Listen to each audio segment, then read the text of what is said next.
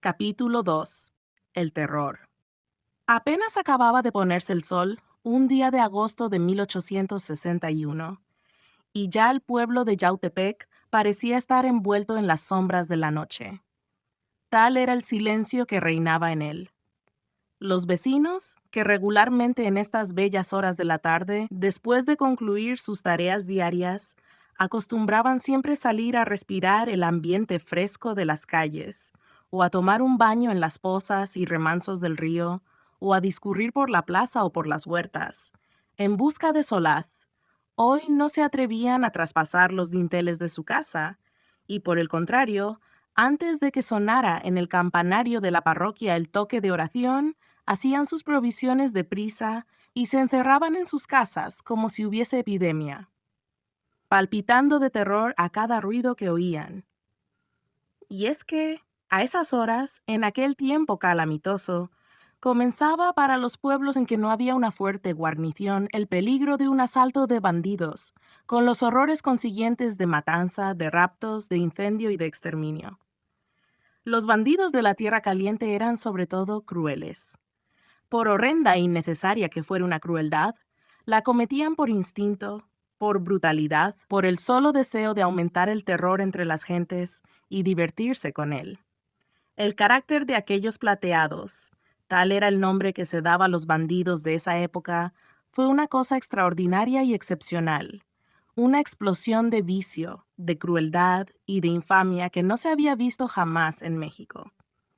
Así pues, el vecindario de Yautepec, como el de todas las poblaciones de la Tierra Caliente, vivía en esos tiempos siempre medroso, tomando durante el día la precaución de colocar vigías en las torres de sus iglesias, para que diesen aviso oportuno de la llegada de alguna partida de bandoleros, a fin de defenderse en la plaza, en alguna altura, o de parapetarse en sus casas. Pero durante la noche, esa precaución era inútil, como también lo era el apostar escuchas o avanzadas en las afueras de la población, pues se habría necesitado ocupar para ello a numerosos vecinos inermes que, aparte del riesgo que corrían de ser sorprendidos, eran insuficientes para vigilar los muchos caminos y veredas que conducían al poblado y que los bandidos conocían perfectamente. Además, hay que advertir que los plateados contaban siempre con muchos cómplices y emisarios dentro de las poblaciones y de las haciendas, y que las pobres autoridades, acobardadas por falta de elementos de defensa, se veían obligadas, cuando llegaba la ocasión, a entrar en transacciones con ellos, contentándose con ocultarse o con huir para salvar la vida.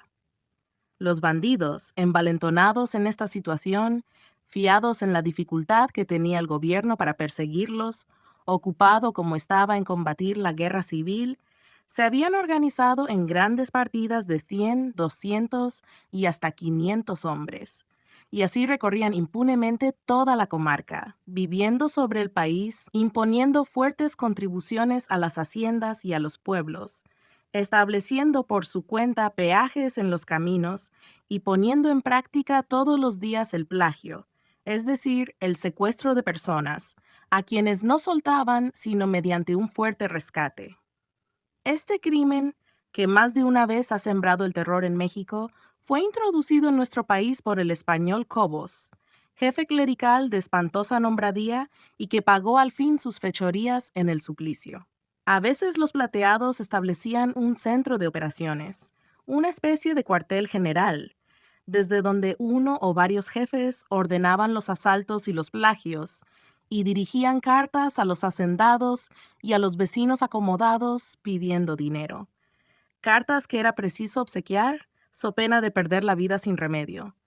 Allí también solían tener los escondites en que encerraban a los plagiados, sometiéndolos a los más crueles tormentos. Por el tiempo de que estamos hablando, ese cuartel general de bandidos se hallaba en Xochimancas, hacienda antigua y arruinada, no lejos de Yautepec, y situada a propósito para evitar una sorpresa. Semejante vecindad hacía que los pueblos y haciendas del distrito de Yautepec se encontrasen por aquella época bajo la presión de un terror constante. De manera que así se explica el silencio lúgubre que reinaba en Yautepec en esa tarde de un día de agosto, y cuando todo incitaba al movimiento y a la sociabilidad, no habiendo llovido, como sucedía con frecuencia en este tiempo de aguas, ni presentado el cielo aspecto alguno amenazador. Al contrario, la atmósfera estaba limpia y serena. Allá en los picos de la sierra de Tepoztlán se agrupaban algunas nubes teñidas todavía con algunos reflejos violáceos. Más allá de los extensos campos de caña que comenzaban a oscurecerse, y de las sombrías masas de verdura y de piedra que señalaban las haciendas sobre las lejanas ondulaciones de las montañas, comenzaba a aparecer tenue y vaga la luz de la luna que estaba en su llena,